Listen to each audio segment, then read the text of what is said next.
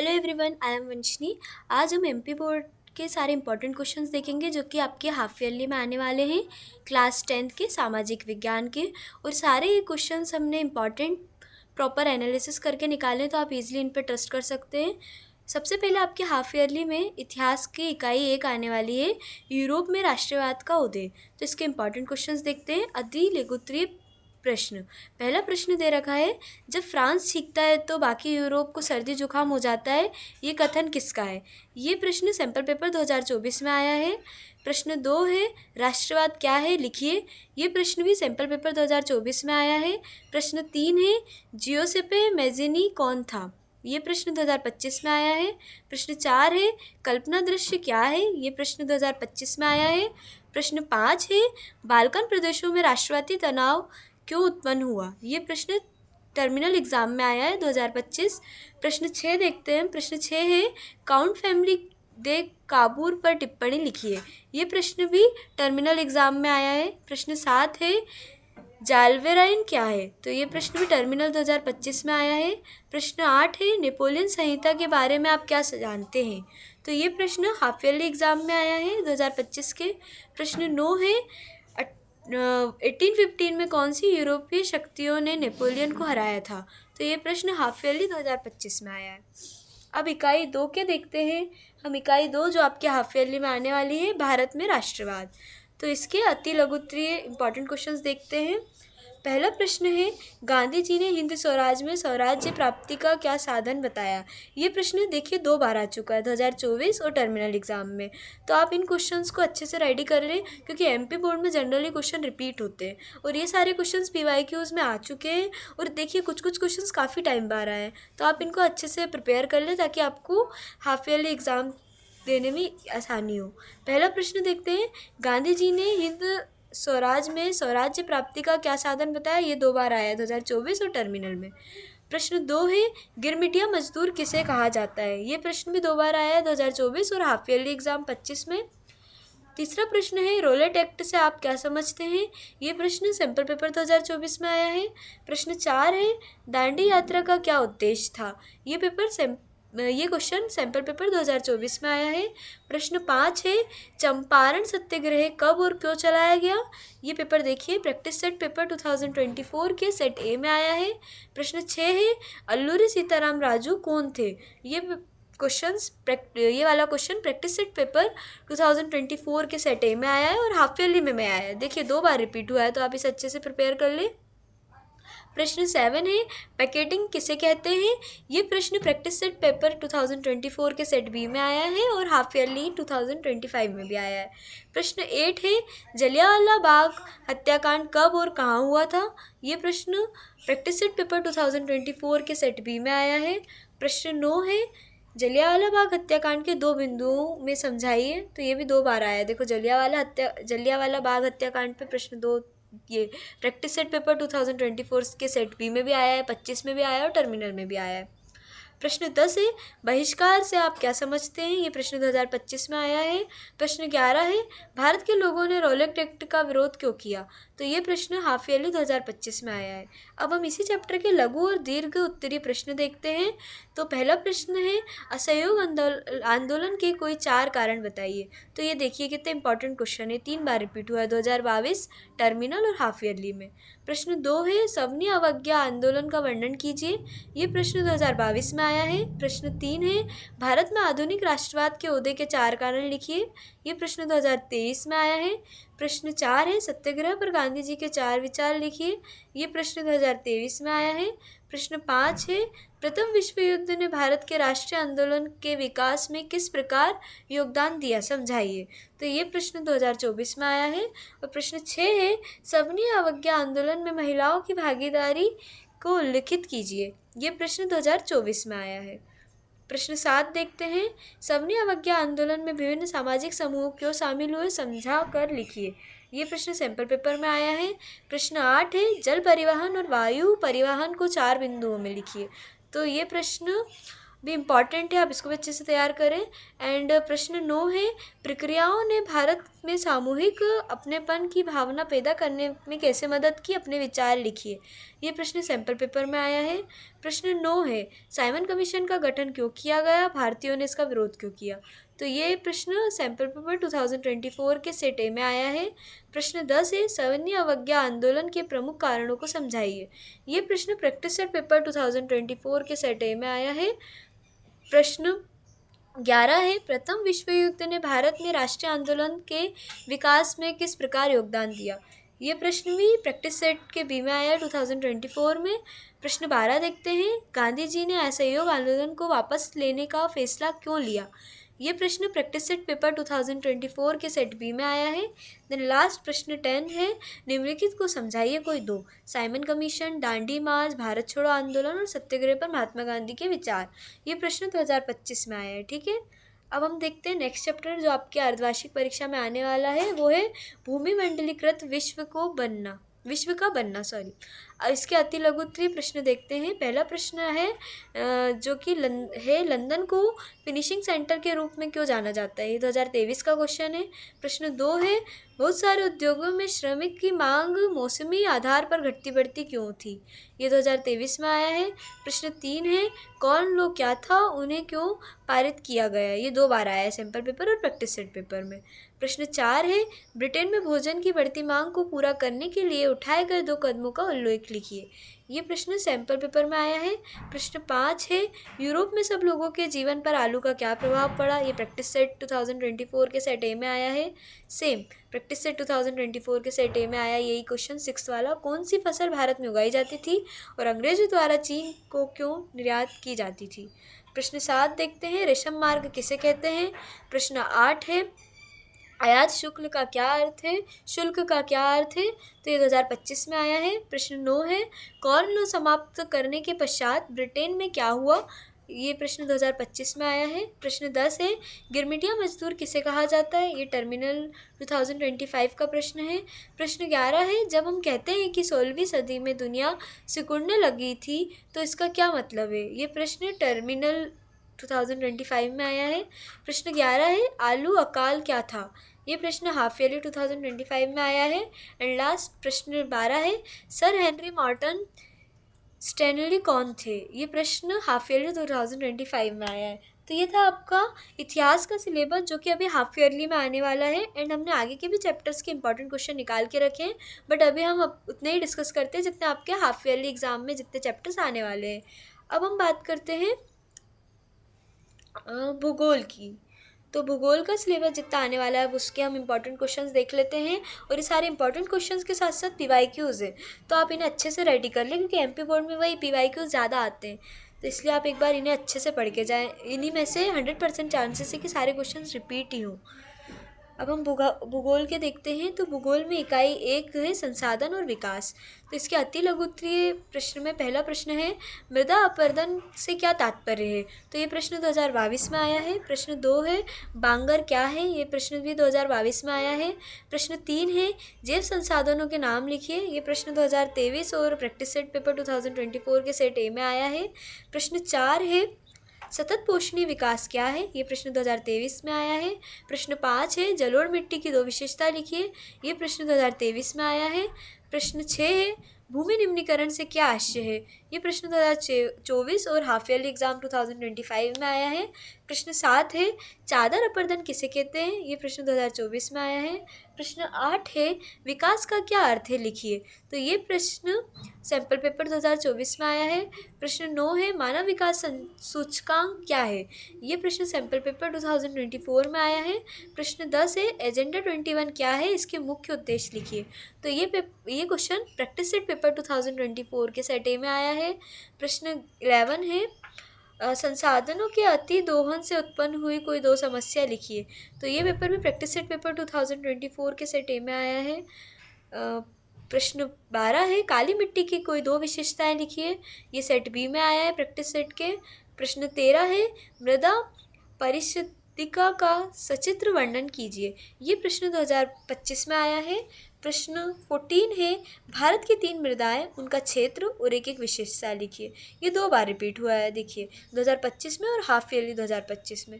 तो आप इस क्वेश्चन को अच्छे से रिपीट कर लें क्योंकि ये ज़्यादा इंपॉर्टेंट है जो 2-3 बार रिपीट हो रहे हैं। ओके, देन क्वेश्चन नंबर 15 है, मृदा क्या है? तो ये पेपर टर्मिनल एग्ज़ाम 2025 में आया है।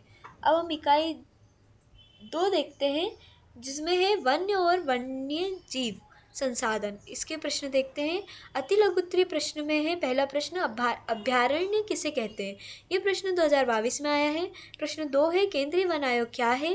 ये प्रश्न भी 2022 में आया है। प्रश्न 3 है भारत में वन्यजीव संरक्षण अधिनियम 1972 द्वारा वनों की सुरक्षा का क्या प्रावधान है, लिखिए। ये प्रश्न सैंपल पेपर में आया है। प्रश्न 4 है वन्य प्रणाली संरक्षण के उपाय लिखिए। ये प्रश्न सैंपल पेपर 2024 में आया है। प्रश्न 5 है पारिस्थितिक तंत्र किसे कहते हैं? ये प्रश्न सैंपल प्रैक्टिस सेट पेपर 2024 के सेट ए में आया है। प्रश्न 6 देखते हैं वन्य जीव संरक्षण अधिनियम के संकटग्रस्त जातियों को बचाने हेतु 2 कानून को लिखिए। ये प्रश्न प्रैक्टिस सेट पेपर 2024 के सेट ए में आया है। प्रश्न 7 देखते हैं अवगीकृत वन किसे कहते हैं? तो ये सेट बी में आया है और हाफ ईयरली में आया है। प्रश्न 8 है वन्य जीव संरक्षण के कोई 2 उपाय लिखिए। ये भी सेट बी में आया है। प्रश्न 9 है वन संरक्षण हेतु किए गए 2 आंदोलनों के नाम लिखिए। तो ये 2025 में आया है। प्रश्न 10 है हमारा वनों में 2 प्रत्यक्ष महत्व लिखिए। तो ये 2025 में आया है। प्रश्न 11 है जैव विविधता को प्रभावित करने वाले कोई 2 कारक लिखिए। ये प्रश्न टर्मिनल 2025 में आया है। प्रश्न 12 है पर्यावरण विनाश के प्रमुख कारण कौन कौन से हैं तो ये क्वेश्चन टर्मिनल 2025 में आया है। और प्रश्न 13 है भारत के मानचित्र में निम्नलिखित दर्शाइए। तो सुंदरवन राष्ट्रीय उद्यान, बांधवगढ़ राष्ट्रीय उद्यान, कॉर्बेट राष्ट्रीय उद्यान और पेरियार राष्ट्रीय उद्यान। ये हाफ ईयरली 2025 का प्रश्न है। अब क्वेश्चन नंबर 15 है जैव विविधता क्या है? ये प्रश्न हाफ ईयरली 2025 में आया है। प्रश्न 15 है प्रोजेक्ट टाइगर क्या है, इसकी शुरुआत कब हुई? ये प्रश्न भी हाफ ईयरली 2025 का है। प्रश्न 16 है भारतीय वन्य जीव संरक्षण अधिनियम 1972 के 2 प्रमुख प्रावधान लिखिए। ये प्रश्न हाफ ईयरली 2025 का है। अब इस चैप्टर के दीर्घ उत्तरीय प्रश्न देखते हैं। दीर्घ उत्तरीय प्रश्न में पहला प्रश्न दे रखा है आरक्षित वन और रक्षित वन में अंतर लिखिए। ये प्रश्न 2023 का है। प्रश्न 2 है वन्य और वन्य जीव संसाधन के प्रकार और वितरण को लिखिए। तो ये प्रश्न 2023 का है। प्रश्न 3 है भारतीय वन्यजीव रक्षण अधिनियम 1972 के प्रमुख प्रावधान लिखिए। तो ये प्रश्न 2024 का है। प्रश्न 4 है जैव विविधता क्या है, ये मानव जीवन के लिए क्यों महत्वपूर्ण है? ये प्रश्न भी 2024 का है। अब हम इसका तीसरा चैप्टर देखते हैं जो आपका भी आने वाला है। वो है कृषि। तो कृषि से आने वाला है नकद एवं व्यापारक फसलों से क्या आशय है? तो ये प्रश्न 2022 में आया है। प्रश्न 2 है जूट को सुनहरा रेशा क्यों कहा जाता है? तो ये प्रश्न भी 2022 में आया है। प्रश्न 3 है जूमिंग कृषि को किन किन नामों से जाना जाता है? ये प्रश्न 2023 का है। प्रश्न 4 है वाणिज्यिक कृषि की 2 विशेषताएं लिखिए। ये देखिए कितना इंपॉर्टेंट क्वेश्चन है, 3 बार रिपीट हुआ है, 2023 सैंपल पेपर और हाफ ईयरली। प्रश्न 5 है रोपण कृषि की 2 विशेषताएं लिखिए। 2024 में आया है। प्रश्न 6 है पारंपरिक जीविका निर्वाह कृषि की 2 विशेषताएं लिखिए। ये प्रश्न 2024 में आया है। प्रश्न 7 है कृषि के प्रमुख प्रकारों के नाम लिखिए।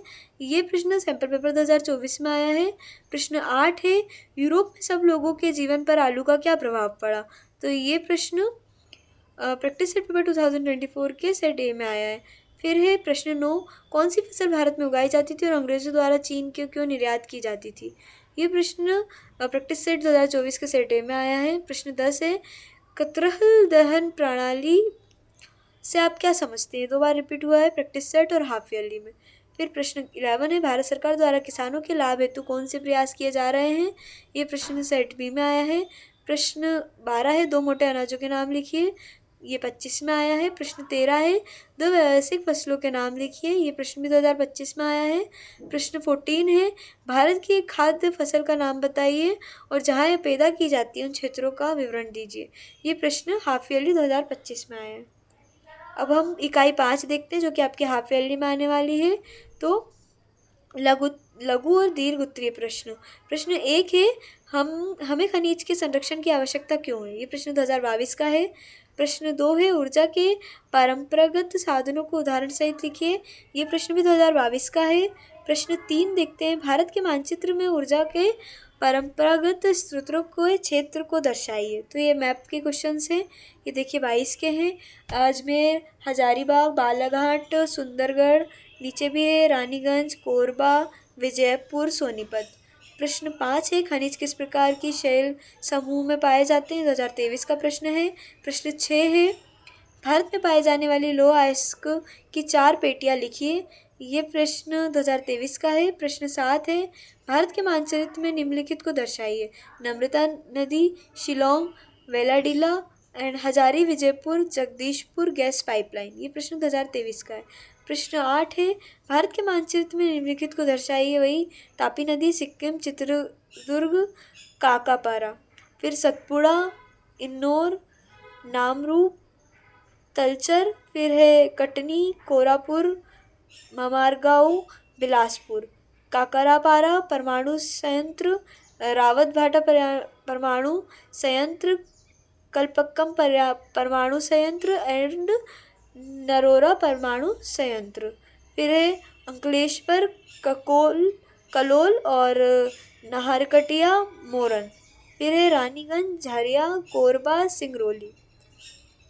ये सब मैप के क्वेश्चन है, ठीक है। एचवीजी गैस पाइपलाइन, मुंबई हाई, मालाज खंड, खेतड़ी, अमरकंटक, पारदीपतन, रत्नागिरी लौह अयस्क खान, फिर है कलपक्कम आणविक केंद्र, फिर एचवीजी प्राकृतिक गैस पाइपलाइन, सिंगरौली, कोयला खान, मुंबई हाई, नरोरा आणविक केंद्र, काली मिट्टी, छोटा नागपुर का पठार, लद्दाख, थार का मरुस्थल, ठीक है। तो ये चैप्टर जितने अभी अपन ने देखे ये हाफ ईयरली में आने वाले हैं, एंड ये बाकी के भी हमने निकाल के रखे हैं, पर अभी अपन हाफ ईयरली जितने देख रहे हैं। एंड नेक्स्ट सब्जेक्ट है हमारा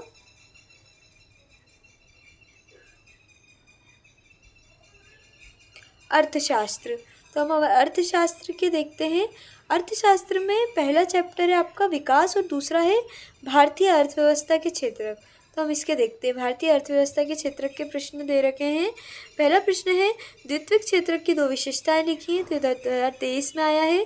प्रश्न दूसरा है तृतीयक क्षेत्र से आप क्या समझते हैं, लिखिए। ये प्रश्न 2023 और हाफ ईयरली में आया है।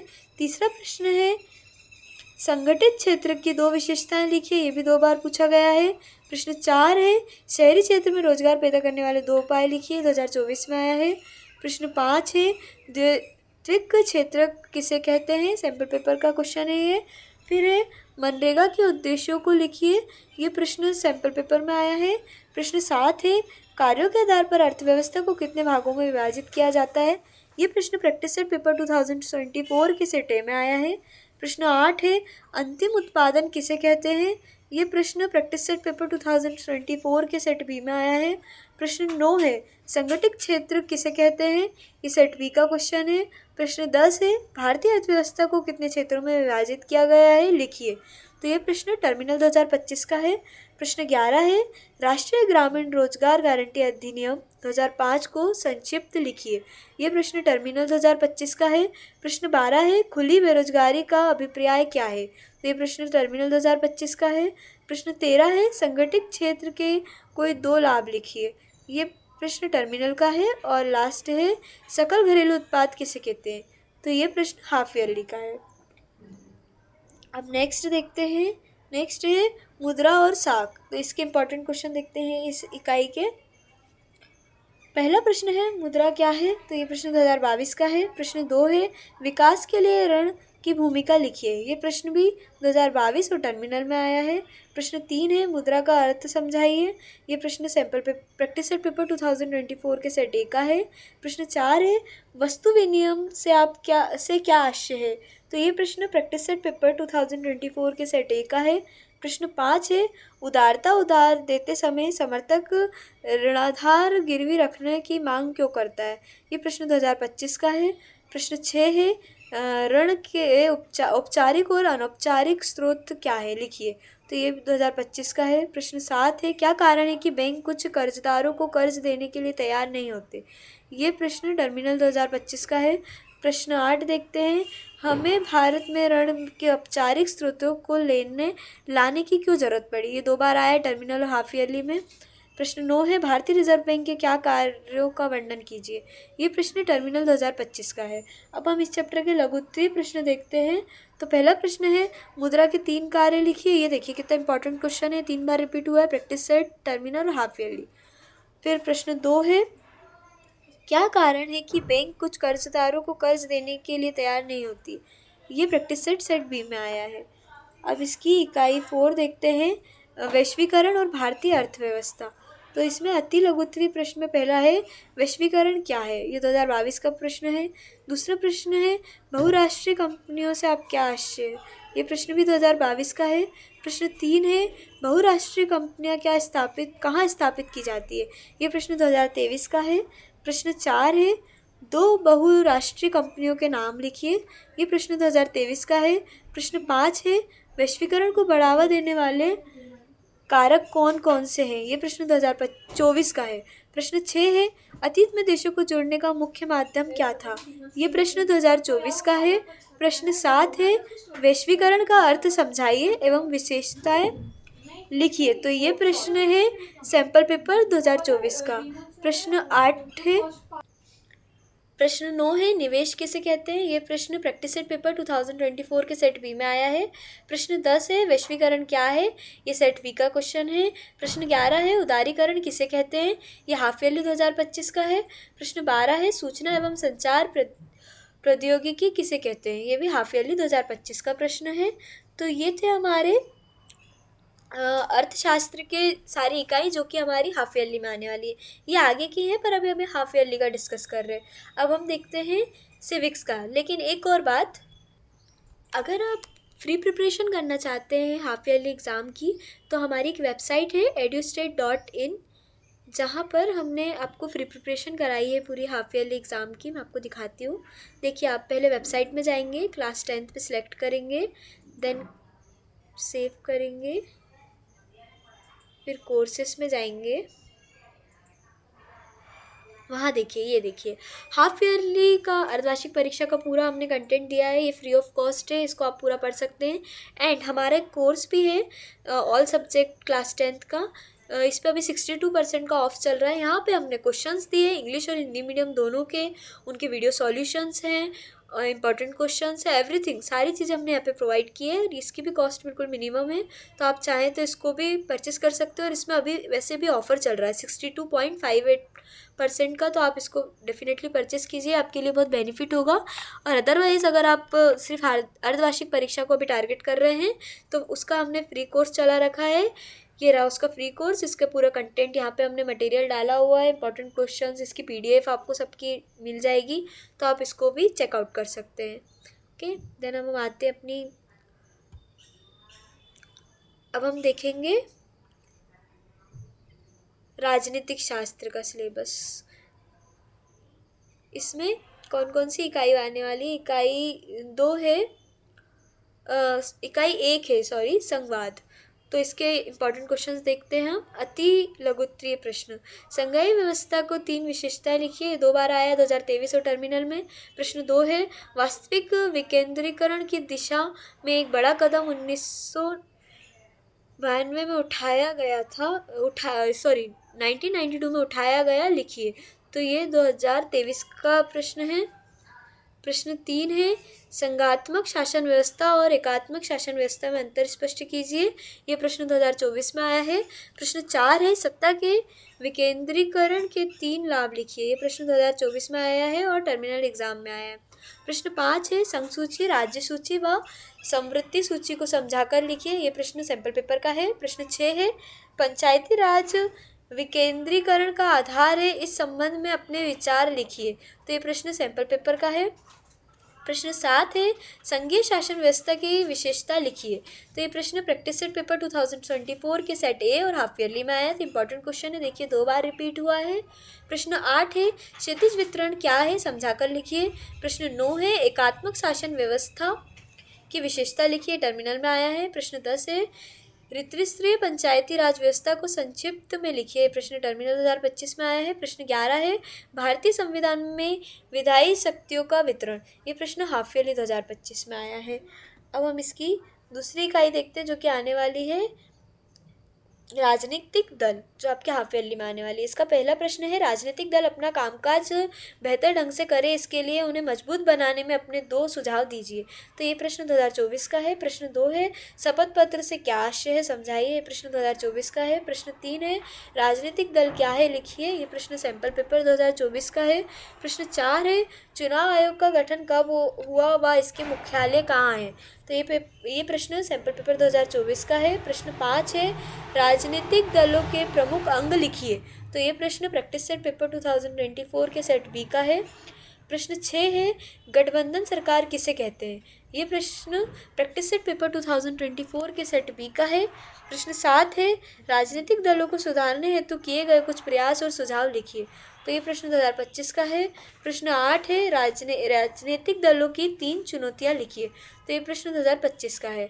अब लघु और दीर्घ उत्तरीय प्रश्न देखते हैं। प्रश्न 1 है राजनीतिक दल से क्या आशय है। प्रश्न 2 है राजनीतिक दल की कोई 3 विशेषताएं लिखिए। अब तीसरा चैप्टर देखते हैं जो इसमें आने वाला है, जाति धर्म और लैंगिक मसले। तो इसके अति लघु उत्तरीय प्रश्न देखते हैं। पहला प्रश्न है सांप्रदायिकता से क्या आशय है, यह हाफ ईयरली में आया है। और धर्मनिरपेक्ष राज्य क्या है, ये प्रश्न भी हाफ ईयरली में आया है। तो ये थे हमारे सारे चैप्टर्स हमने डिस्कस किए जो कि आपके हाफ ईयरली एग्ज़ाम में आने वाले हैं। और ये सारे प्रश्न सब इम्पॉर्टेंट है क्योंकि ये सब PYQs हैं एंड ये सारे क्वेश्चंस हमने बहुत एनालिसिस करके निकाले, तो आप इस पर ईजिली ट्रस्ट कर सकते हैं। एंड आप इन सबको अच्छे से प्रिपेयर करेंगे तो आप ईजिली बहुत अच्छे नंबर बहुत अच्छे मार्क्स स्कोर कर सकते हैं हर सब्जेक्ट में आप अच्छे नंबर पा सकते हैं। ये था सोशल साइंस का, सामाजिक विज्ञान का। एंड अगर आपको फ्री प्रिपरेशन करनी है तो मैंने आपको बताया था edustate.in, जहाँ पे फ्री कोर्स चल रहा है अर्धवार्षिक परीक्षा का, और एक कोर्स है हिंदी और इंग्लिश मीडियम दोनों का है। उसमें उस पर भी अभी 62% का ऑफ है। बहुत अच्छा मौका है, आप अभी उसको परचेज़ कर सकते हैं एंड अपने आगे की प्रिपरेशन को कंटिन्यू कर सकते हैं। Okay, thank you for watching.